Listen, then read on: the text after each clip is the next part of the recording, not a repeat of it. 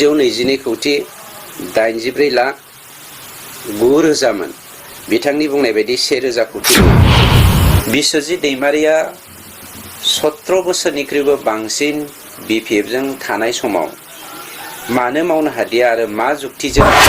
BTR गभर्नमेन्टनि जे माखासे दैदेनगिरि एबा रनजित बसुमतारी बे सारमोनहा लाजिनांदों नामा दे बिजेपिनि स्पिकार सार बिश्वजित दैमारि जेन सिगाङाव बिटिसि सरकारा बेसेबांखिनि फैसा बाजेट खालामदोंमोन मावदों ना मावाखैमोन बे बाजेटखौ दासिमावबो जोंनि बिटिसिआव मानो मावाखै बै डिक्लेयार खोथाखौ बुंदोंमोन नाथाय जे बिटिआर गभर्नमेन्टनि रनजित बसुमतारी सारमोना जे अल फुराना पलिटिशियान्स नङा पलिटिक्स फुराना जे बुंनायनि क्लियारिफिकेशना दस्रा जायो नाथाय बे बिश्वजित दैमारि सारा थने थनि खोथाजों जे बिटिसिआव जे गावहानो बानायना लानो हानाय खुंथाय गोहो दं बेखौ गासैखौबो रोखा रोखा फोरमायदोंमोन नाथाय बाव जे खोथाखौ बुंना होबाय बेखौ लाजि मोनदों अब्ला रायजोफोर मा बुंगोन जे रनजित बसुमतारी सारा फिननाय होदों नोंथांमोननि मिडियानि गेजेरजों दाखालि सानथामनि सिगां जोंनि मानाव गेदेर आसाम लेजिस्लेटिभ एसेम्ब्लिनि स्पिकारनि बिटिआर सरकारनि सायाव बुंथिनाय फंनैसो बाथ्राखौ लानानै आं खेंफोरथि होनो नागिरदों खेंफोरथिया बेनो जे फार्स्टआव आं मोनसे बाथ्राखौ बुंनांगोन बर' हारिनि गेजेराव गिबि खेबनि थाखाय आसाम लेजिस्लेटिभ एसेम्ब्लिनि थामहिनबा भारत संबिजितनि जौसिन मासियाव मासि लानो हानाय मानाव गेदेर बिथां बिश्वजित दैमारि बिथाङा गावनि पार्सनेल पलिटिकेल इन्टारेस्टनि थाखाय सासे कन्स्टिटिउसननि मुरिबि जानानै बिटिसि आरो बिटिआर एकर्डफोरनि खुनु गुदि बिजौ सं दाननाय लायालासेनो मोननैसो बाथ्रा बुंथिलांदों बेखौ लानानै आं दिनै सरकारनि सासे स्पक्स पार्सन हिसाबै खेंफोरथि होनो नागिरदों गिबियावनो बिथाङा मोनसे बाथ्राखौ नंखाय बाथ्रा बुंदों जे सासे गोथार कन्स्टिटिउसननि संबिजिरनि सासे बिगोमा जानानै बिथाङा जा बाथ्राखौ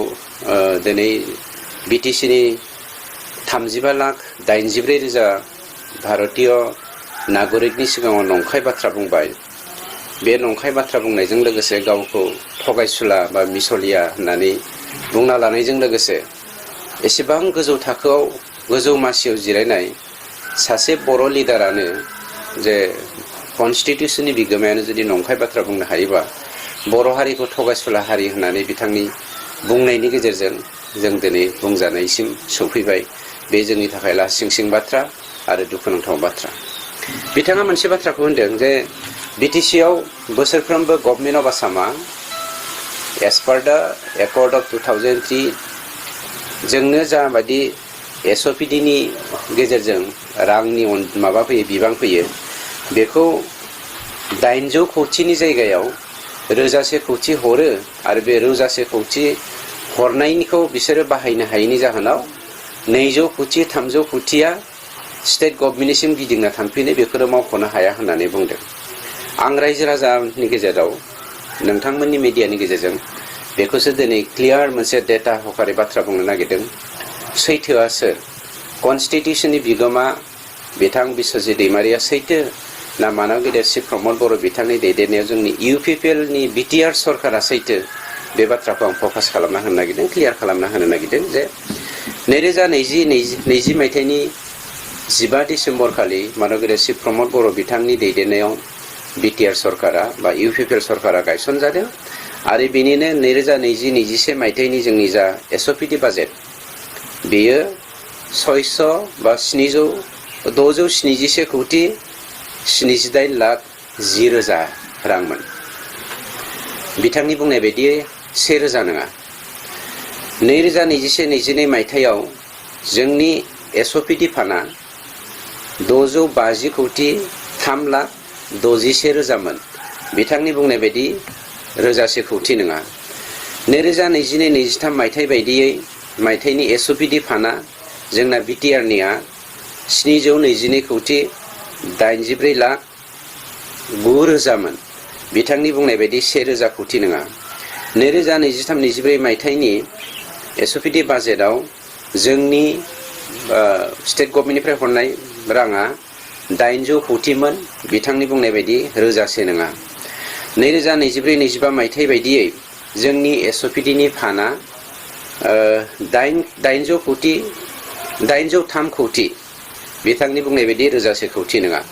2025-26 मायथाइनि एसअपिडि फान्डआ जोंना 843 कौटिमोन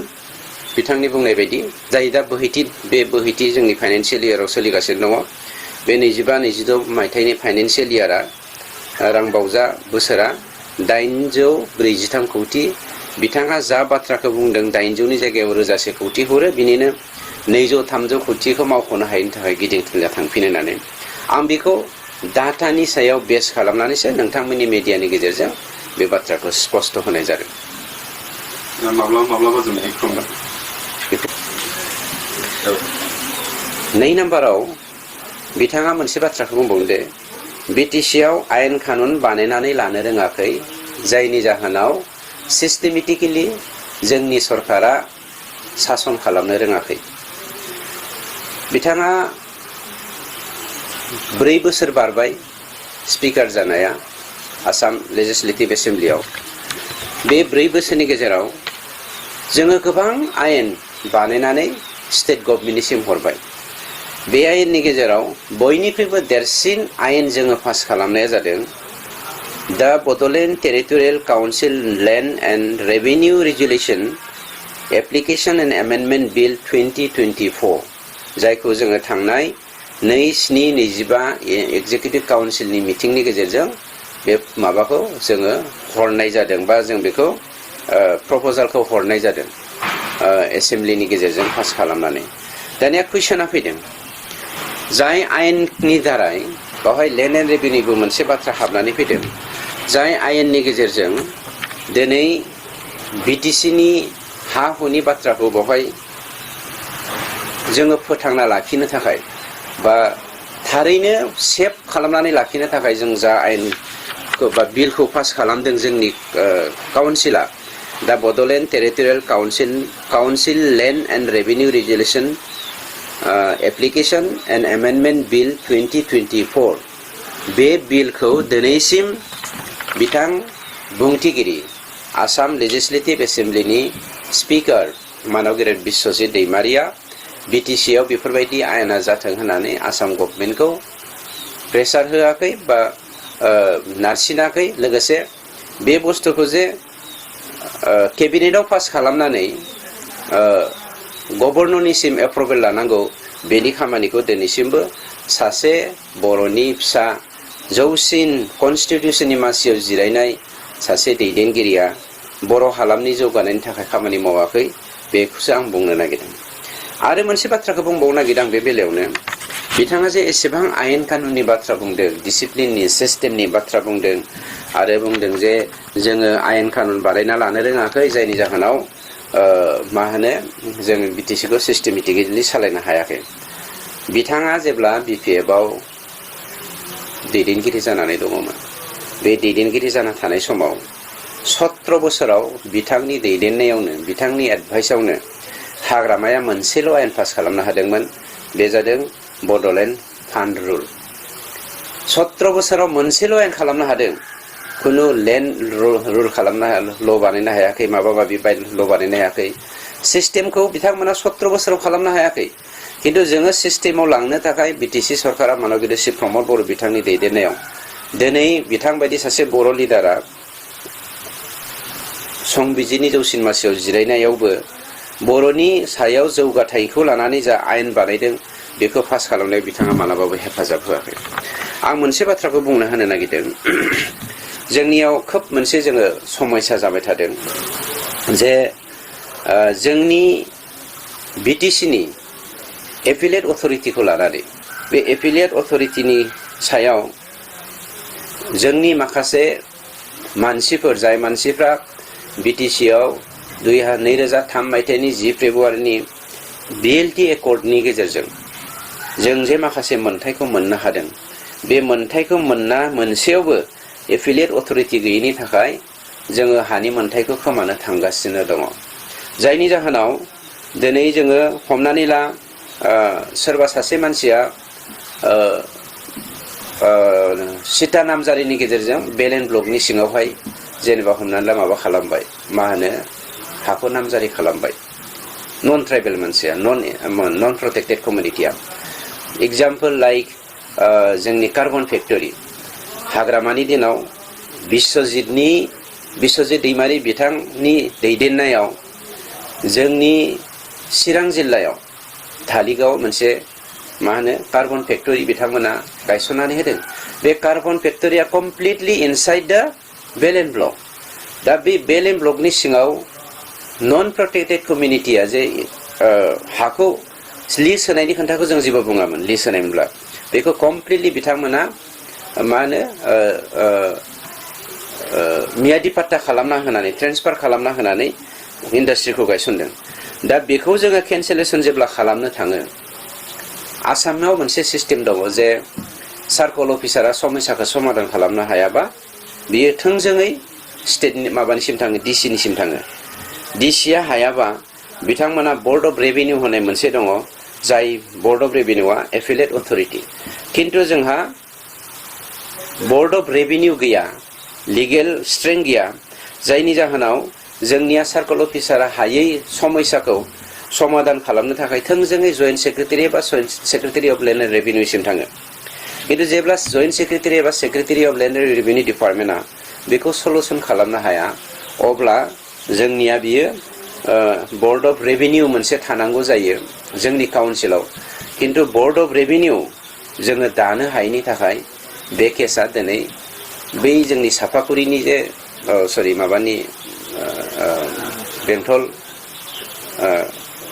बे गेटनि ओरैजायनि बे माबाया कार्बन फेक्टरिया दिनै सुप्रिम कर्टसिम थांनो गोनां जादों जायखौ जोङो जोंनियावनो समाधान खालामनो हायोमोन दा बेफोर आयेनखौ बिश्वजित दैमारिया 17 बोसोरनिख्रुइबो बांसिन बिपिएफजों थानाय समाव मानो मावनो हादिया आरो मा जुक्तिजों बे खामानिखौ मावालासेनो बिथाङा दिनै पार्टी बारस्लायनानै गावनि माने पलिसि एडप्टजों व्यक्तिगत सार्थखौ पूरन खालामनो दिनै बिटिसि एकर्ड आरो बिटिआर एकर्डनि सिस्टेमनि बाथ्राखौ बुंदों बे जोंनि थाखाय दुखुनांथाव आरो लासिंसिन बाथ्रा लोगोसेयैनो आं बेवहाय मोनसे बाथ्राखौ सरजाबफानो नागिरदों लेन्ड एन्ड रेभिनिउ डिपार्टमेन्टआव जे जोंहा एफिलिएट अथरिटि गैया दा बे एफिलिएट अथरिटि गैयैनि जाहोनाव जोङो माखासे खामानिखौ मावनायाव खोब उसुबिदा जादों दा 3 नम्बराव आं लेन्ड इस्युखौ लानानैनो मोनसे बिथाङा बुंबावदों जे लेन्ड इस्युआव सिस्टेम जायाखै क'क्राझाराव नङा ब्लक लेभेलावनो फोजोबनांगौ होननानै बिथाङा मोनसे बाथ्रानो बुंदों आरो ब्लक लेभेलावहाय जाया जि हाखौ फानलाय बायलाय खालामाथों मानो बयहाबो मोन्थाय दङ बेखौ खालामनो होनांगौ होननानै बिथाङा जोंनि हारि आरो जोंनि बिटिसिनि ल' जाय ल'खौ जोङो काउन्सिलनि एक्ट ल' होननानै बुंनो नांगोन एक्ट 2003 10 फेब्रुवारिनि जा जोंनो सुक्तिनि गेजेरजों जोंनो आयेन बानायनानै होलांबाय बे आयेनखौ भायलेट खालामनानै जे सिस्टेमखौ सिफायनो नागिरदों बे जोंनि थाखाय दुखुनांथाव बाथ्रा आं मोनसे बाथ्राखौसो नोंथांमोननि मिडियानि गेजेरजों बुंनो नागिरदों बिथाङा गावखौनो बिटिसि एकर्डनि मास्टार माइन्ड होननानै दिनैबो गुबुननि सिगाङाव बुङो सानसेखालि आंनि सिगाङाव बुंदों बिटिसि एकर्डखौ गावनि दैदेननायावनो खालामजोबदों होननानै बुंदों नाथाय बेखौबो जों मानिदों नंगौ बे समाव बर' लिडारफोरा बिथांमोनानोमोन आरो बिथाङा अभारग्राउन्डनि जानानै जथेस्थ' खामानिबो मावदोंमोन बेखौ जों मिथिगौ किन्तु आंनि बुंनाया जादों बिटिसि एकर्डनि मास्टार माइन्ड जानानै बिटिसिनि आयेनखौ मोनथिया नामा बिथाङा जे बिटिसिआव मोन 19टा बेलेन ब्लक दङ बेयो completely protected land for protected community for protected people आरो बिनि अनगायैबो जोंहा एक 2003 10 फेब्रुवारि दङ बिटिसि माने बिएलटि एकर्ड नैथि बर' एकर्ड बे नैथि बर' एकर्डनि गेजेरजों जायफ्रा बिटिसि एकर्डनि सिगां जोंनि बिटिसिआव दङ बिथांमोननो बनाफाइड सिटिजेन हिसाबै मोनथायखौ होनाय जादों किन्तु inside the Belen block even though it is he belongs to the BTC or citizen of BTC coming before the 2003 accord जोङो मोनसे बाथ्राखौ बुंनांगोन जे बेलेन ब्लकनि सिङाव बिथाङा बेलेन ब्लक क्रिएशननि सिगां मानसि जानांगोन होनबासो हानि मोनथायखौ मोनगोन दाना कुइसना फैदों बिथाङा जा बाथ्राखौ होनदों दा गफुरनि मानसिफ्रा दिनै हमनानै ला जोंनि माबायाव फैबाय क'क्राझाराव हानि खामानि फैबाय गफुर एरियाया बेलेन ब्लक एरियाबा बे गफुर एरियानि बेलेन ब्लक एरियानि हाखौ प्रोटेक्टेड लेन्डखौ नन प्रोटेक्टेड कमिउनिटिया जायफ्रा प्रोटेक्शन जानायनि सिगांनो बा बेलेन ब्लक जोनोम जानायनि सिगांनो फैयालासिनो उनावसो फैनाय बिथांमोना माबोरै हानि मोनथायखौ मोननो हागोन आरो बिथांमोना माबोरै जों हानि मोनथायखौ जोङो सोलाय सोल' खालामनो हागोन बेखौ साना हौवा बिश्वजित दैमारि बिथाङा जायखौ जोङो जौसिन कनस्टिटिउसननि मासियाव जिरायनाय होननानै आसाम लेजिस्लेटिभ एसेम्ब्लिनि होननानै जों गनायनानै लायो बिथाङा जे जोंनि बर'लेण्डनिखौ मुलुगनि डास्टबिन हिसाबै बाहायनानै साफ्रोमबो मानसिनोनो हा बायलाय फानलायनि खामानिखौ ब्लक लेभेलावनो फोजोबनानै समाधान खालामनांगौ होनना बुंनाया बेसेबां माहारि सिबिसुला बे जोंनि थाखाय सन्देह दङ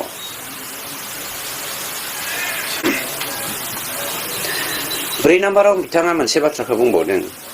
जे मानगिरित श्री प्रमद बर' बिथाङा गोबां मिशन लानानै बिटिसिआव मोनफ्रोमबो डिपार्टमेन्टआव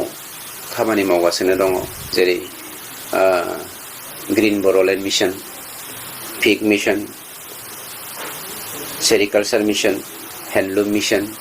गोबां मिशन जाय मिशनफोरनि गेजेरजों बर'खौ जोङो बर'लेण्डखौ जों मोथांखोर खालामफिननो नागिरदों जाय मिशनफोरनि गेजेरजों बर'फोरखौ जोङो इन्डास्ट्रियास खालामनो नागिरदों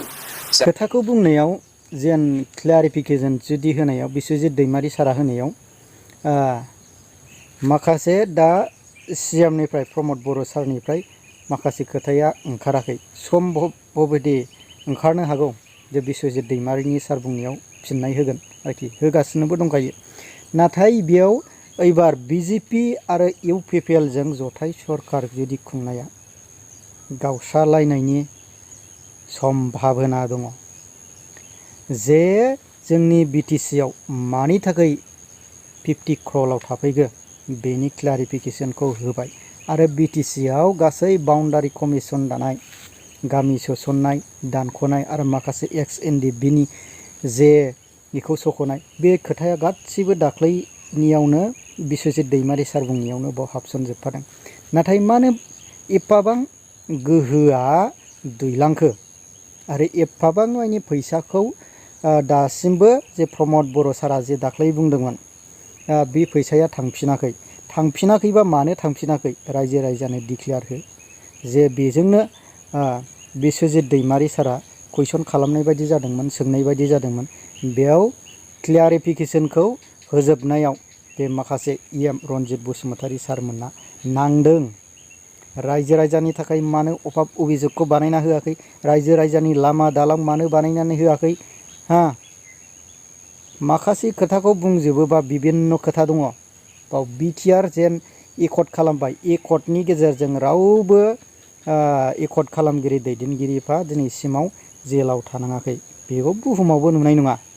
सोरबा एकर्ड खालामगिरिया जेलाव थानांनाय नाथाय बेसेबां जे फैसाखौ माखासे बिटिसिआव गावहानो खुंथाय गोहो गासैखौ बानायना लानायनि खोथा दंजोबो बेखौ लाजि मोनदों अब्ला रायजोफोर नोंथांमोनहा बे रनजित बसुमतारीया माखासे खोथाखौ बिश्वजित दैमारिनि सार बै समाव 17 बोसोर खुंनाय समाव उमुक थुमुकखौ मावनो हायाखै उमुकखौ मावनो हायाखै बिसोर जाबाय नै मैया दाख्लैसो फैनायनि पलिटिकेल्स बिसोर जाबाय फुराना माइन्ड मास्टार माबाया साननाया दङ ना अब्ला रायजोफोर जे रनजित इएम बे सारा बुंनायाव बिश्वजित दैमारि सारा जे फिननाय बिश्वजित दैमारिनि साराव फिननाय होनायाव मा बुंनो सानगोन नोंथांमोना फोरमायहरबानो जाबाय। आरो जुदि जायफ्रा आंनि जेके मोसाहारि चेनेलाव गोदान चेनेलखौ साबस्क्राइब खालामनानै होदो आङो बेखौनो गुरै खावलाय।